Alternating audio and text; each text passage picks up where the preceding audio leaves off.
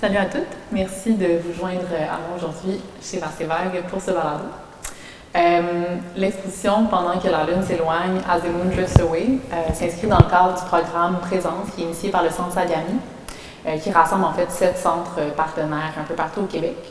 Donc, nous, on est chez Vaste et Vague et l'exposition en fait dont j'ai dit le titre, qui s'appelle Pendant que la Lune s'éloigne, As the Moon Drifts Away, est inspirée des mots d'Andréane Frenette-Vallière, qui dit dans son recueil de poésie qui est intitulé Cestral, elle dit « Tu m'apprends que la lune s'éloigne, 4 cm par année. Elle s'en va, il faut l'aimer. » Donc, je nous laisse avec ça comme point de départ de la conversation. C'est le passage qui a inspiré le titre de l'exposition et la thématique que je vous ai proposée. Aujourd'hui, j'ai autour de moi les 4 artistes, en fait 4 des 5 artistes qui font partie de l'exposition. Et ce que je vous propose, je vais vous présenter, lire vos biographies et vous poser des petites questions pour apprendre à mieux vous connaître, à la fois vos pratiques et vos personnes. On va commencer avec Alfia.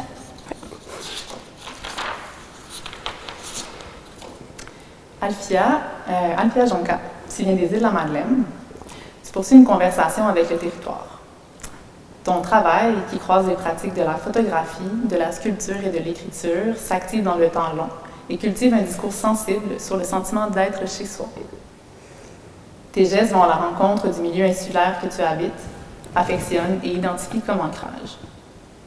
Des stratégies comme la marche, le mouvement et le déploiement te servent à ratisser leur immensité et à appréhender leurs espaces, dans une volonté d'épouser leur grandeur d'accueil et de questionner ta propre identité par le témoignage de ton enracinement en leur sein. Donc, Alfia, si tu étais une roche, où est-ce que je te trouverais? Tu pourrais assurément me trouver sur la plage des Échouries, aux îles de la Madeleine, où j'habite. C'est un lieu auquel je retourne sans cesse. C'est un secteur dans lequel j'ai beaucoup joué quand j'étais jeune. J'avais des amis qui habitaient proches. Puis dans ma vie d'adulte, je ne sais pas trop pourquoi, mais j'ai comme vraiment une espèce d'attirance, quelque chose qui me ramène constamment là. Quand j'ai besoin de réfléchir, quand j'ai besoin de prendre de l'air. C'est un des lieux aussi aux îles où il y a la plus grande variété de minéraux puis de roches. Puis il y a quelque chose dans ça qui m'attire vraiment, dans ce que j'y reconnais comme appartenance. Puis c'est comme un espace dans lequel je m'imagine des fois être née ou juste... C'est ça, c'est un espace dans lequel je suis vraiment bien. Que tu revisites souvent? Oui. Ouais. Merci. Ensuite, on va poursuivre avec Annick. Annick Saint-Arnaud, qui est à Tiohtià:ke, Montréal. Tu rêves et transformes la matière à mi-chemin entre Tiohtià:ke, Mouniang, Montréal et les autres dimensions possibles. Ta pratique se situe à l'intersection des processus d'installation, des biotechnologies artisanales, des arts culinaires et de la magie. Privilégiant des matériaux naturels, certains cultivés ou issus de la cueillette, tu crées des matérialités hybrides centrées sur la lenteur, le relationnel et la résistance dans une perspective spéculative. Tu explores notre capacité de transition et notre ouverture à entrer en relation avec nos environnements intérieurs et extérieurs, ainsi que les structures qui les composent. Une approche qui s'intéresse également au langage, au sensoriel et à notre potentiel d'organisation collective. Donc, Annick, peux-tu me parler de ton champignon préféré? J'en ai plusieurs, mais pour en nommer un, je vais dire l'hérisson ou la crinière de lion. J'ai une affinité particulière pour les champignons médicinaux. Je crois que c'est ceux avec lesquels j'ai le plus travaillé, puis c'est ceux que j'ai comme voulu en premier commencer à essayer de faire pousser dans mon studio puis chez moi. Puis j'en ai toujours un avec moi depuis plusieurs années. Dans le fond, il y en a même un dans l'expo en ce moment. Je les trouve beaux, comme tu les trouves en forêt, ils sont beaux. Tu les cultives chez toi, ils sont beaux. C'est comme une créature, ils sont doux, ils sont bons, je sais pas. Il y a comme quelque chose, une affinité qui se passe là. Je sais pas, qui les aime. Puis au niveau, ils ont des propriétés au niveau médicinal aussi, qui comme sont vraiment intéressantes, au niveau de l'anxiété, du stress. fonction cognitive aussi, tout ça. Fait qu'il y a comme, ça vient rejoindre d'autres de mes intérêts aussi, là. Fait que je pense que, ouais. J'aime beaucoup que ce soit celui-là. En fait, pour moi, Lynn Erickson est aussi comme, par son nom, je pense, c'est un croisement entre le champignon et l'animal. Comme ces différentes règnes, on dirait encore plus, qui se rejoignent. Tout à fait. Merci. Et on va passer avec Amélie.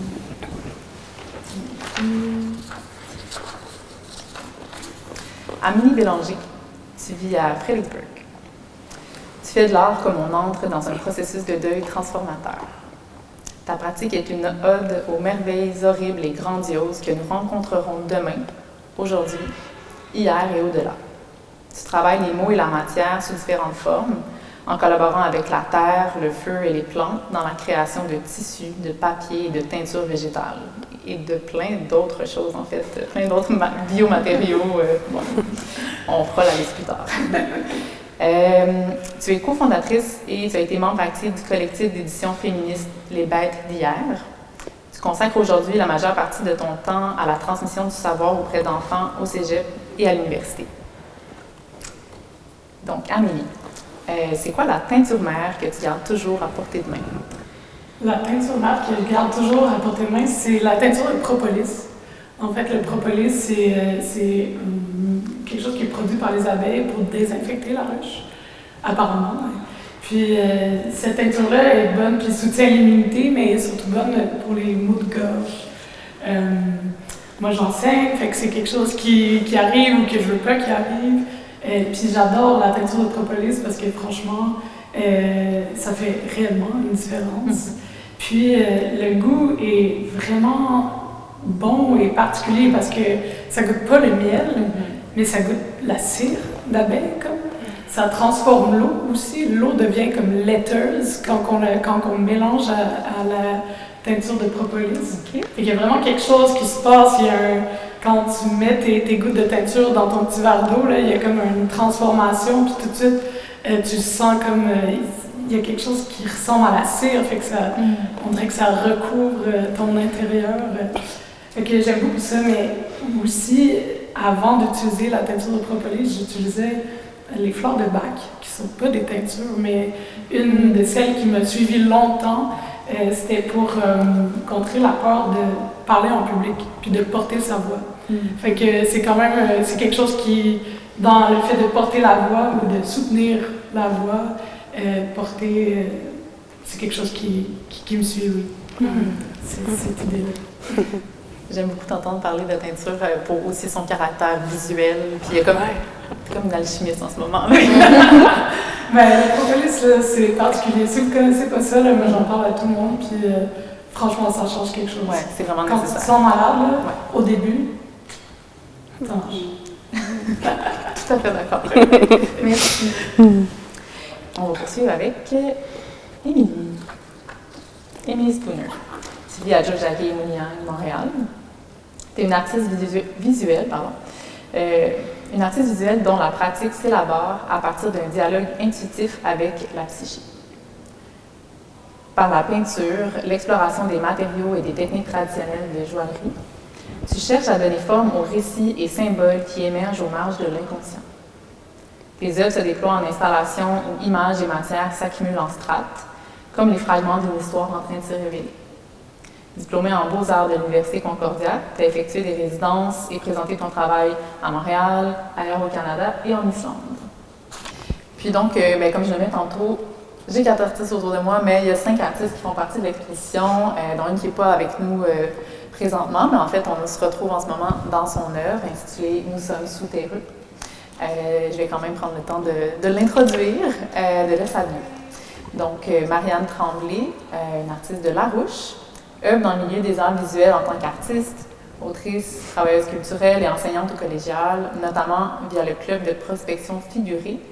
Sa pratique en collectif ou en solo a circulé à travers le Canada. Imprégnée de la campagne janoise où elle a grandi, Marianne cherche des signes de l'extraordinaire. Ses œuvres multiformes se composent à partir de synchronicités délibérées et d'instants, de lieux et d'objets signifiants à résonance profonde. Sensible aux variations fabuleuses de la perception et à l'éloquence du silence visuel, elle s'adonne à entrevoir, voir et clairvoir. Donc, l'introduction de Marianne. On va poursuivre la conversation maintenant qu'on se connaît un peu mieux. On retombe, en fait, j'ai envie de vous proposer qu'on retombe dans l'exposition. Je vais installer, disons, avec quelques mots autour de la thématique que je vous ai proposée. Puis, on aura comme 4 points de discussion. Je vous invite à rebondir, comme vous avez envie, à répondre de façon organique. Donc, voilà.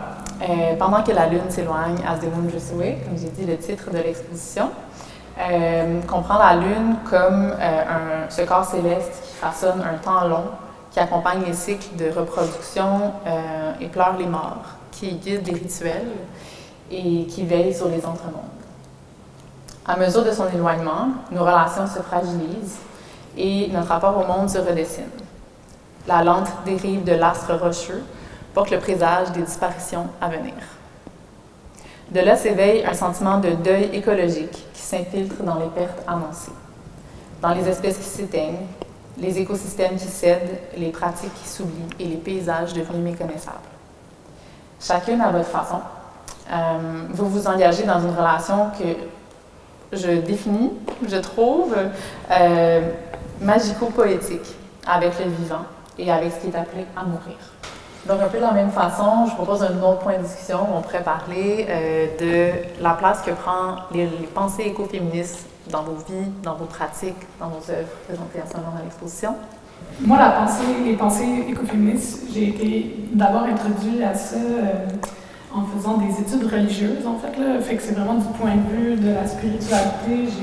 J'ai étudié les mouvements néo-païens, dont Wicca fait partie.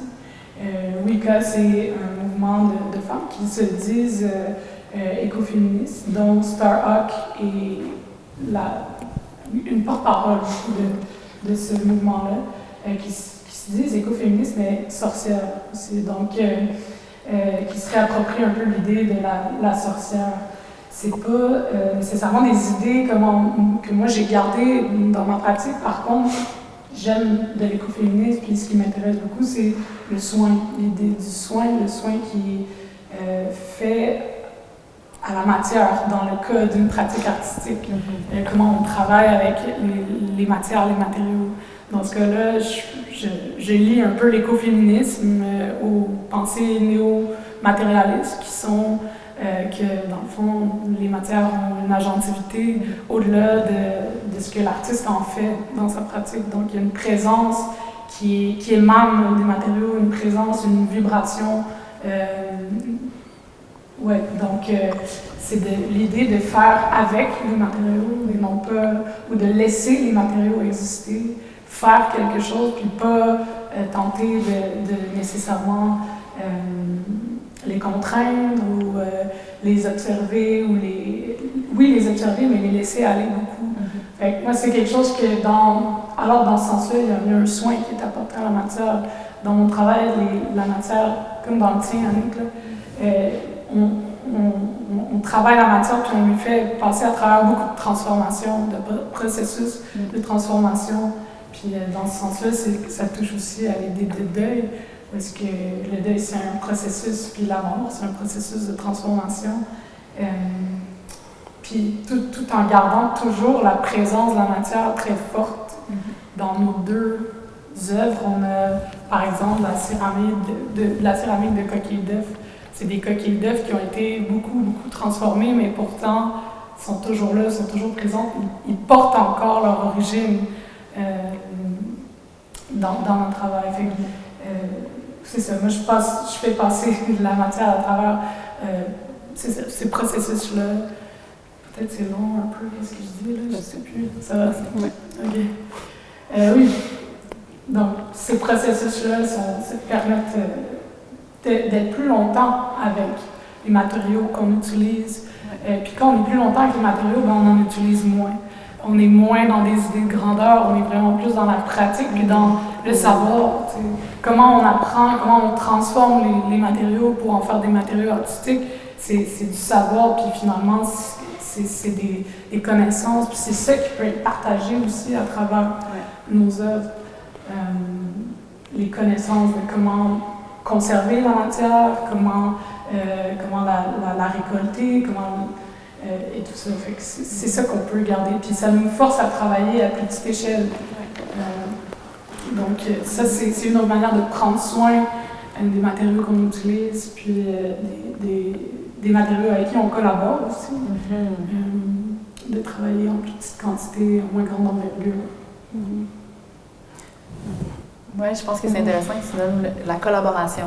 En fait, c'est ce que j'entendais de ce que tu nous partages, dans l'idée à la fois du soin, de la durée, de reconnaître que ce matériau-là existe à l'extérieur de ce que j'en fais. Puis ce que j'en fais conserve aussi l'essence de ce matériel-là. Donc, je trouve ça très intéressant que finalement cette idée-là de l'écoféminisme se traduise à travers la collaboration et aussi dans l'échelle. On n'est pas dans le moins de matériaux possible et la plus grande connaissance possible de ces matériaux-là, finalement. Mais pas nécessairement le moins de matériaux possible, mais on n'est pas dans le monumental. Absolument, absolument. Plus que, tu sais, moi je travaille beaucoup avec des plantes ou des ressources naturelles, des résidus d'agriculture aussi, donc on n'est pas toujours en grande disponibilité, mais puis les processus que font, tu sais, par exemple, travailler avec du lin que je cultive, que je transforme, que je fais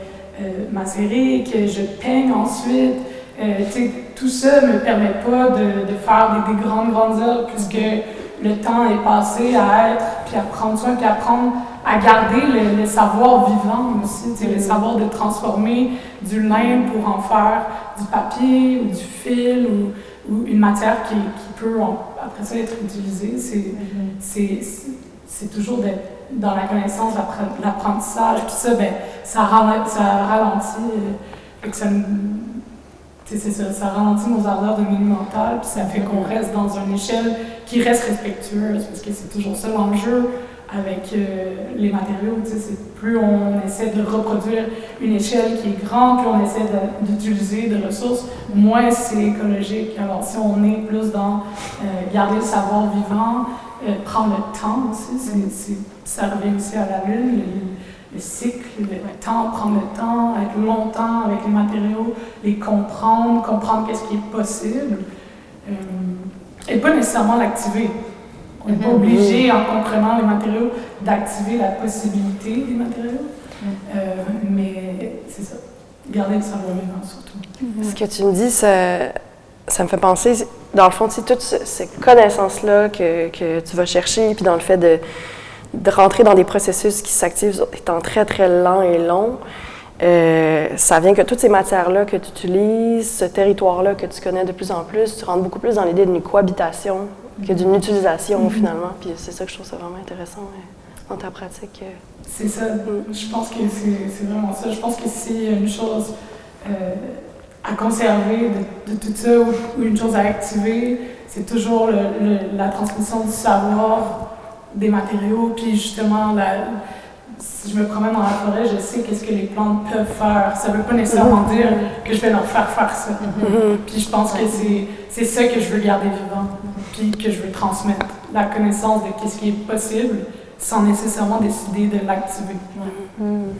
Je pense que c'est vraiment intéressant avec les matériaux aussi, que ça peut être retourné à la terre après, comme ça peut continuer à transformer dans un contexte qui n'est pas seulement artistique, qui n'est pas seulement dans une galerie, ça peut continuer dehors et comme decompose à la terre. Et pour moi, parce que je fais principalement la peinture, et il y en a beaucoup de gaspillage avec la peinture, et les matériaux sont assez toxiques aussi. Je peux pas, mettre une peinture à l'huile dehors, et ça va faire du mal à l'environnement. Mais j'ai une idée pour un projet dans le futur. Je sais pas qu'est-ce que je veux utiliser, mais je veux essayer de faire des peintures qui sont biodégradables, que je peux mettre dehors, qui sont pas permanentes aussi, parce qu'avec la peinture, je trouve qu'il y a toujours cette conversation. Est-ce que c'est archival? Est-ce que ça va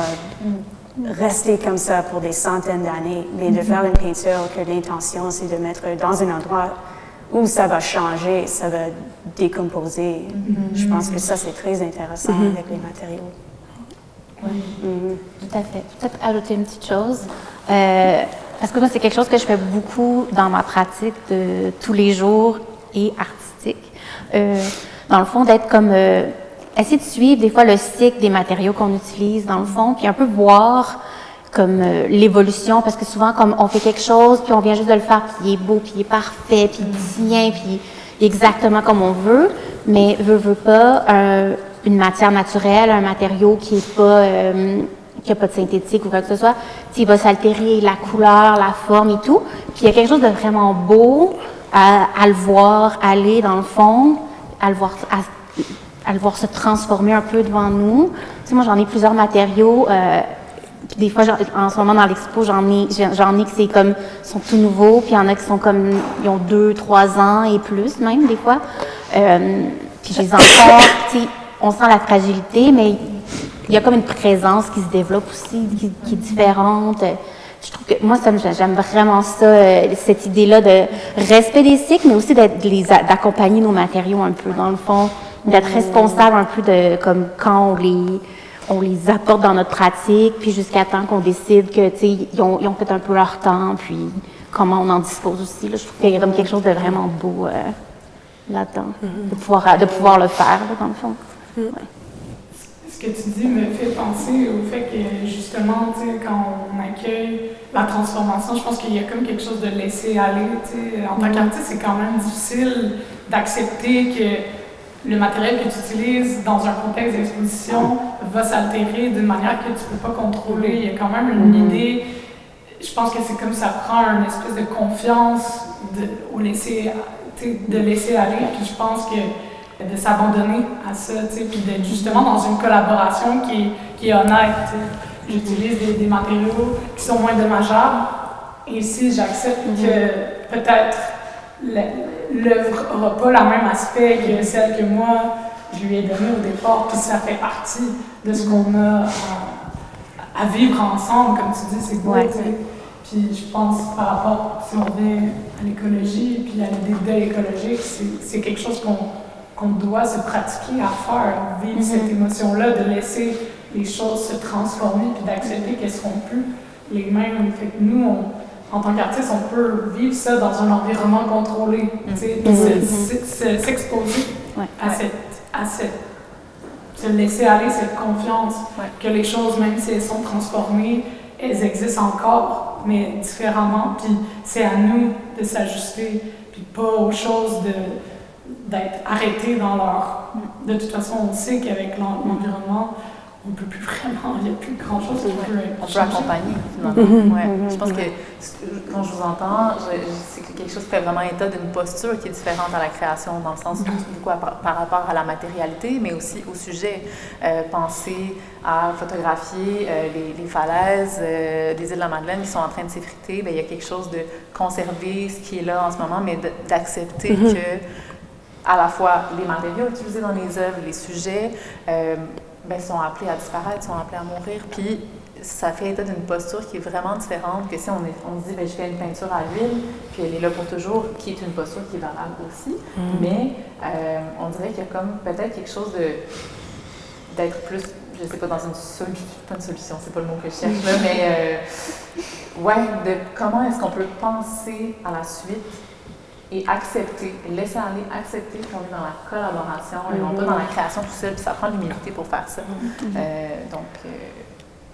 Voilà. Merci pour vos réponses. Ça m'amène à voir, en fait, creuser un peu plus aussi la question du deuil écologique, de ce que ça représente pour vous. C'est quand même quelque chose c'est un concept qui est pas...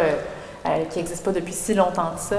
Donc, cette idée-là de comment est-ce que les sentiments qu'on peut ressentir par rapport au deuil d'un être cher, d'un proche qui est appelé à mourir ou qui est mort, comment est-ce qu'on peut ressentir ça par rapport à un paysage, à un animal, à une espèce qui est en train de s'éteindre au-delà d'un animal, aux pratiques qui sont liées à un contexte environnemental X qui est en train de changer. Comment est-ce que ce sentiment-là, finalement, existe et quelle place prend... Je ne demande pas comment ce sentiment-là existe, mais bref, l'idée de deuil écologique, c'est de faire ce lien-là. Et donc, je me demande pour vous, qu'est-ce que ça résonne, comment ça s'insère dans vos pratiques, puis dans les œuvres autour de nous en ce moment? Je peux peut-être commencer. Moi, je dois dire que dans la vie de tous les jours, je suis très pessimiste. J'ai pas l'impression qu'on va s'en sortir. Puis, si tu me parles dans la vie de tous les jours, ça va paraître, probablement. Okay. Puis, ma pratique est très optimiste, bizarrement. Ben oui, c'est comme une place où, genre, je peux explorer des solutions, même si je le sais qu'elles sont pas tangibles dans la vraie vie. Là. Elles sont, tu sais, n'ont pas nécessairement de sens. C'est comme c'est souvent des incantations, des potions, plein de choses qui vont. C'est pas nécessairement aussi concret là, que ça pourrait être, là, disons. Sauf que, mais c'est le fun parce que dans le fond, j'ai comme cet équilibre-là que dans la vie, genre, même si je le sais que je pense pas qu'on va s'en sortir, je sais pas qu'est-ce qui nous attend. J'ai comme ma pratique où, genre, je me crée des outils, j'essaie de trouver des solutions. C'est vraiment plus axé vers la magie, vers l'intuition, vers les matériaux, comme tout ce qui est jardinage et tout. Puis pour moi, comme c'est des solutions valables. Est-ce qu'ils ont du poids sur qu'est-ce qui nous attend, sur qu'est-ce qui se passe? Je ne sais pas. Ouais. Mais puis ça, qu'est-ce qu'on fait avec qu'est-ce qu'on ne sait pas? On fait ce qu'on peut, là. Aussi. Fait que, il y a quelque chose, là, dans le fond, pour moi, au niveau, comme on est continuellement en train de vivre des deuils, mais en même temps, je pense qu'on est toujours aussi en train de trouver des solutions, puis avancer. Fait qu'il y a comme un genre de jonglage, peut-être, de jeu un peu entre les deux, dans une genre de tension, ouais. Fait que, on dirait que j'entends un espace de répit, finalement, dans la pratique. Comme dans la vie, c'est difficile d'avoir cet optimisme-là, mais dans ta pratique, le mot optimiste est dans la galerie en ce moment. Donc, absolument. C'est ton mantra, c'est ton incantation à te convaincre toi-même à l'extérieur de la pratique, mais on dirait qu'il y a comme un espace de répit, finalement, du poids de ce deuil-là, de comment vivre à travers ton métier. Tout à fait. C'est un peu une façon de résister à comme tout le mauvais, là, dans le fond, qu'on est un peu témoin de. C'est comme dans la pratique, on va s'en sortir peut-être. On va, comme, je sais pas abandonner tout non plus. Alors, je suis pas sûre que je serais capable d'être artiste si j'étais aussi pessimiste dans ma pratique aussi. Je pense pas que je pense que ça ferait pas ça ferait pas de sens.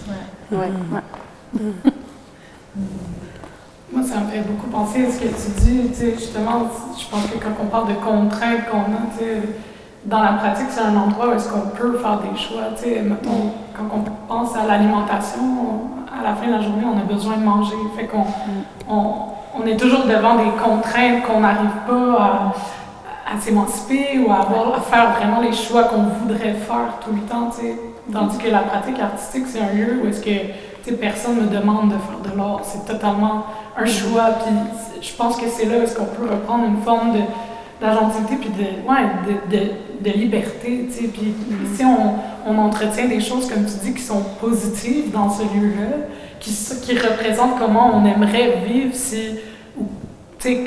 comment on aimerait vivre si on n'avait pas les contraintes du reste, je pense, effectivement, c'est d'entretenir, j'aime beaucoup ton idée d'entretenir un espace d'optimisme à travers ça, parce que finalement, c'est ça, là, on a totalement le contrôle sur les choix qu'on prend, fait que,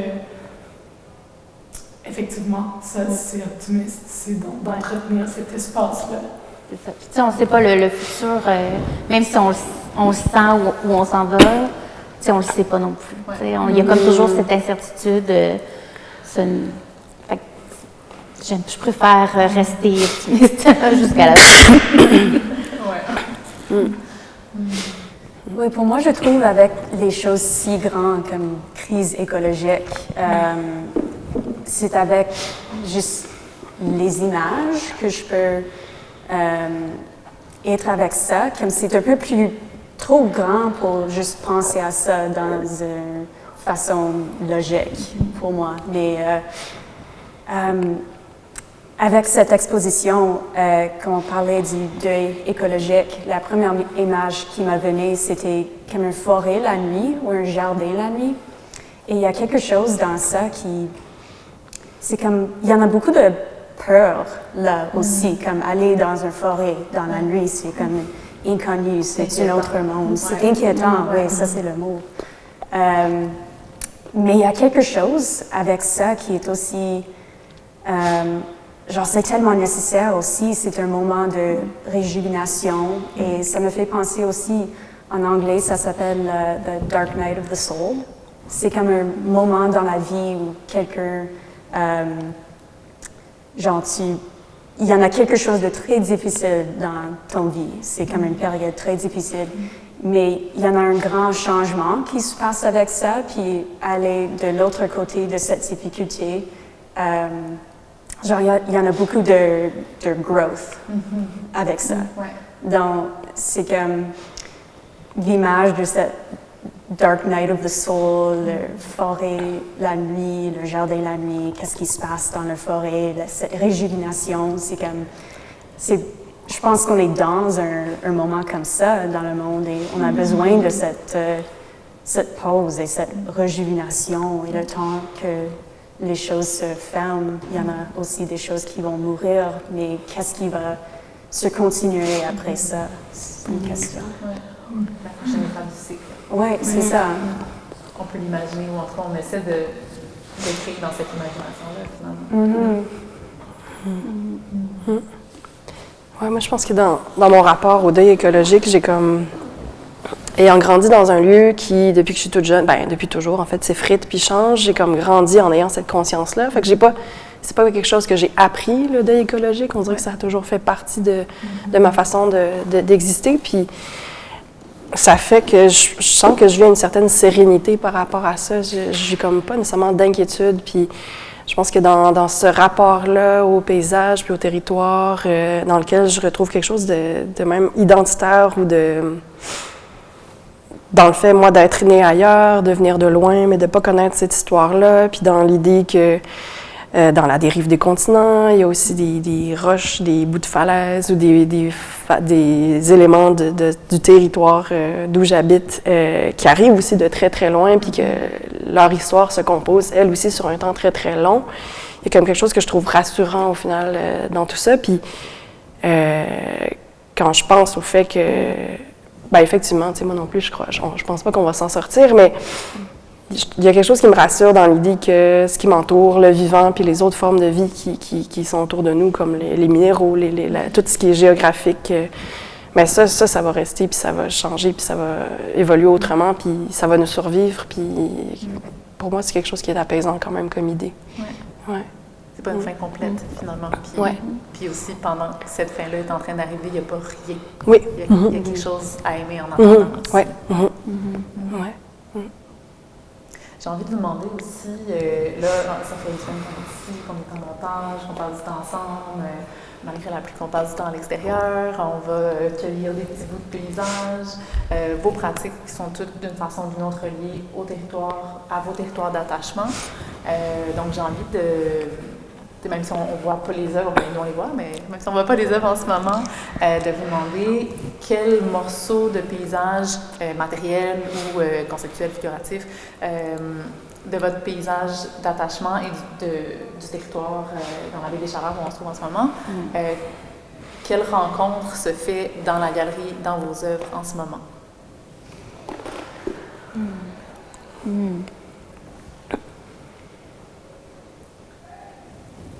Moi, je peux parler de ça, parce que j'ai grandi à Montréal, j'ai étudié à Montréal, puis j'ai bougé récemment.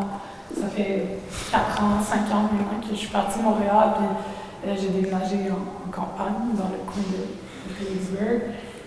Puis ça a été de réapprendre à être à un autre endroit, tu sais, c'est vivre un peu ailleurs que tu as grandi, tu sais, il y a une adaptation, c'est un choix, c'était heureux comme moment, mais c'est vraiment quelque chose que rapidement dans ma pratique, j'ai eu accès tout d'un coup à beaucoup de choses que j'avais pas accès en ville, mais surtout accès à des gens qui entretiennent ces choses-là. Dans l'exposition ici, j'ai par exemple une couette de laine d'une amie que je me suis fait à la campagne, qui élève des moutons, puis qui s'intéresse à la teinture végétale, qui s'intéresse au tricot, au filage, puis qu'avec elle, elle n'élève pas les moutons pour la laine, mais avec elle, on a nettoyé la laine, puis on a travaillé, on est allé dans les cercles de fermières pour apprendre comment filer, comment transformer cette laine-là. Et pendant un hiver, elle et moi, on allait filer la laine, on allait apprendre à filer, puis on allait la laine que ces moutons, la laine qu'elle elle a accès. Fait que c'est non seulement pour moi un rapport qui est lié à la matière elle-même, mais qui est lié, dans ce cas-là, aux animaux, mais qui est lié à une personne, puis à un mode de vie, puis après ça, qui est à la rencontre des cercles de fermières. C'est incroyable. C'est quelque chose, il y en a un à Montréal, mais c'est quelque chose qui est très, très vivant en campagne, puis qui est vraiment des lieux de passage de savoir. Puis même chose pour le lin, j'ai appris comment le pousser puis le transformer en m'intégrant dans des cercles de fermières, un cercle de fermières en particulier qui avait le projet de cultiver du lin tout ensemble, puis qu'on fasse des explorations chacun de notre côté, puis on a fait une journée brayage de lin, battage de lin, filage de lin. On a fait ça tout ensemble, fait que non seulement c'est des rencontres intergénérationnelles, mais c'est des gens qui ont d'autres connaissances que moi j'ai pas. Fait que c'est vraiment, pour moi, dans ma pratique, puis dans comment ça a évolué, c'est développer des relations avec les gens, aussi, les gens qui ont cette matière-là. Fait que c'est très présent, les coquilles d'œufs viennent d'une table fermière, les coquilles d'œufs qu'il y a dans mon œuvre en ce moment, viennent d'une table fermière qui est dans mon coin, qui ont beaucoup produit, qui élèvent des poules. Fait que c'est d'aller à la rencontre des gens, puis de où est-ce que la matière, où est-ce que les choses grandissent puis vivent. Fait que pour moi, ça c'est quelque chose qui a beaucoup changé par rapport à quand j'habitais. Puis par rapport à ici, justement, la matière que j'ai intégrée, c'est les austères. Puis c'est la personne qui est responsable du montage, Mario Lompré. C'est ça, Lompré? Lompré qui m'a parlé des austères, puis qui m'a parlé aussi de sa pratique. Qu'est-ce qu'il fait, lui, avec les austères, qui met ça dans son jardin, puis que c'est quelque chose qu'il utilise comme paillis. Après ça, il m'a montré des photos que sa conjointe a prises avec les austères, etc. Fait que, on a vraiment eu, à partir d'une matière dont j'avais besoin pour ma sculpture, il y a un point de contact qui est né avec cette personne-là, puis un échange. Fait que c'est ça, en ce moment, que moi, je suis allée récolter, mais aussi, cette relation-là, les matériaux, c'est un point qu'on a en commun avec les gens, finalement. Aussi. C'est un point de conversation, puis d'entrer dans l'œuvre d'art, puis parler de l'art avec des gens qui ne sont pas toujours, comme les agriculteurs, ne sont pas toujours au courant de ce qu'on fait en art, mais si on parle en matière, on parle la même chose. On peut se lier aux pratiques du territoire, finalement. J'ai trouvé ce projet présent, c'était vraiment intéressant pour moi parce que pour moi, le projet, ça a commencé à Alma. C'était ma première fois à Alma aussi, j'étais jamais là. Dans le cadre de la résidence. Oui, dans le cadre de la résidence. C'est toute faite, une semaine de résidence à Sagami avant l'exposition. Oui, donc à Centre Sagami, en Alma, j'ai commencé ça. C'était un endroit qui était plutôt rural. Et moi, j'habite à Montréal en ce moment, dans un endroit très urbain. Donc, d'aller là pour commencer ce projet, c'était vraiment inspirant. Et retourner à Montréal, puis faire la plupart de ce projet dans mon studio, dans un endroit urbain, c'était un peu étrange comme voir cette grande peinture d'une forêt dans un endroit, dans un vieux bâtiment qui était genre un factory, et dans un endroit urbain, puis après apporter ça ici à Carleton, puis chercher comme des objets au bord de l'eau pour mettre avec ça. C'était comme des trois endroits très différents qui sont venus ensemble pour faire ce projet. Et ça, j'ai trouvé vraiment intéressant et m'a beaucoup inspiré dans le projet. C'est comme si finalement ton passage dans ces trois lieux-là ont de différentes façons infusé l'œuvre avec ce qui t'a appelé finalement, ce que tu as cueilli à ces endroits-là, ce que tu as rencontré. C'est ça, oui. vivant à Montréal. Dans le fond, il n'y a pas beaucoup de matériaux accessibles au niveau de la cueillette et tout. Fait que dans le fond, il a fallu que je trouve des moyens, dans le fond, de contourner ça un peu pour avoir plus de matériaux aussi. Une des façons, dans le fond, que j'utilise, dans le fond, c'est que je fais beaucoup de cueillettes dans les jardins en fin de saison. Fait que dans le fond, je ramasse les tomates vertes, les baies qui n'ont pas fini de mûrir, des fois c'est des racines, des tiges, plein de petites choses comme ça. Je fais beaucoup de déshydratation là, aussi, dans le fond, pour les préserver. Mais il y a des choses aussi que j'utilise, que je fais de la fermentation avec aussi. Fait que dans le fond, je trouve quand même il y a plusieurs utilités à ces matériaux-là que j'aime beaucoup. Puis dans le fond, il y a aussi, on va pas le négliger, mais l'épicerie. Ou le marché, genre je vais souvent au marché Jean Talon aussi, là, dans le fond. Septembre, c'est quand même, il y a beaucoup, beaucoup de choses à découvrir. J'en découvre encore des fois. Une nouvelle courge par-ci par-là, on ne sait jamais. Il y a comme quelque chose, dans le fond, d'explorer, dans le fond, nos réseaux alimentaires un peu aussi, que ce soit de la cueillette ou pas, dans le fond. Puis ça se retrouve tout un peu dans mon projet en ce moment même. Puis c'est ça. Puis là, dans le fond, c'est accueilli. J'ai aussi accueilli des algues, du sable, quelques roches aussi, là, dans le fond, qui sont venus un peu faire un petit mix là, avec tous les autres matériaux. Là. Ouais. De mon côté, des îles de la Madeleine, j'ai ramené des roches. J'ai toujours les poches pleines, ou les portes de voiture, fait que j'en ai amené avec moi. On se reconnaît. Oui. Puis, évidemment, comme Annick le disait tantôt, quand on est arrivé à Carleton, on a tout eu le réflexe d'aller sur le bord de la plage, puis instinctivement, l'envie de ramasser d'autres roches. Puis, mais ce que je remarque, c'est que des îles, j'ai ramené des roches qui sont toutes rondes. J'ai comme un attachement de comme quelque chose qui se tient bien dans la main, qui cale, puis un peu rassurant, je sais pas trop. Puis je suis allée à la pointe Taylor, puis j'ai ramassé, je sais pas pourquoi, mais j'ai ramassé juste des roches qui étaient fragmentées, qui étaient cassées, puis dont je retrouvais pas nécessairement les autres morceaux. Je sais pas pourquoi. Peut-être que la réponse viendra plus tard, mais je trouvais ça intéressant. Puis je les ai quand même séparées les unes des autres.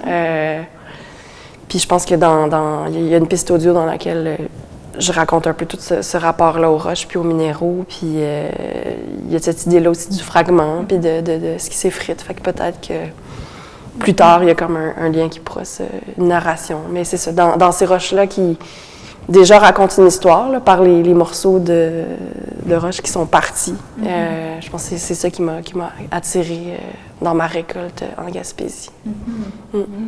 Puis dans ta façon d'assembler ces roches-là, il y a de la rencontre aussi. Oui. Finalement, la rencontre de roches trouvées sur la même plage, mais qui portent en elles chacune un récit, finalement. Oui, on dirait que c'est ça. Naturellement, d'habitude, ce qui m'attire, c'est les formes très rondes, très lisses. Puis là, dans les morceaux qui étaient fragmentés, il y a comme des surfaces très droites qui s'ajoutent. Puis là, on dirait que soudainement, ça faisait que je me disais, ça permet de la placer de telle manière, ça permet de les emboîter les unes sur les autres. Fait que c'est comme créer un espèce de petit récit de rencontre entre ces roches-là. Puis, Merci. Merci à toutes pour cette conversation. Merci pour votre générosité, assurément. Et c'est ça. Je sais où je m'en allais avec ça. Bon.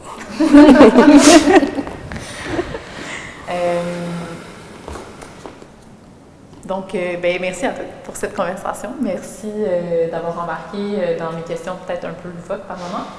Et pour votre générosité dans la conversation, votre curiosité aussi. J'ai envie de nous laisser sur quelques mots qui font partie de la petite publication qui sera accessible dans l'exposition. Donc, quelque chose qui, moi, m'a vraiment beaucoup marqué, en fait, dans le processus de commissariat de cette exposition-là, où il y avait eu un appel de dossier très, très grand et où, à la façon où on cherche les roches qu'on veut sur la plage, je suis arrivée sur vos pratiques que je connaissais presque pas. En fait, Alfia, un peu. Sinon, on s'est toutes rencontrés, finalement, à travers ce projet-là. Puis, ce qui, moi, m'a vraiment frappé, c'est les liens autant formels, conceptuels, qui se font entre vos pratiques. Et il y a la surprise de voir à quel point la surprise, mais comme si c'était une évidence peut-être, à quel point ça s'incarne dans l'exposition, à quel point on sent une familiarité, une filiation presque entre vos pratiques, entre vos personnes aussi, entre l'amour des roches et des plantes et de tout ce qui est un peu étrange dans la nature. Puis, à la façon, en fait, que vos œuvres ne cherchent pas à retenir ce qui s'en va. On en parlait un peu tantôt de la collaboration, d'accepter ce qui est appelé à mourir, d'aimer ce qui est là pendant que c'est encore là. Et donc, vos œuvres proposent plutôt des gestes d'attention, de mémoire et de soin. Ensemble, vous esquissez des rituels contemporains pour habiter le deuil écologique, non pas comme une fin, mais comme une condition du présent. Ça me touche. Merci. Merci. Merci.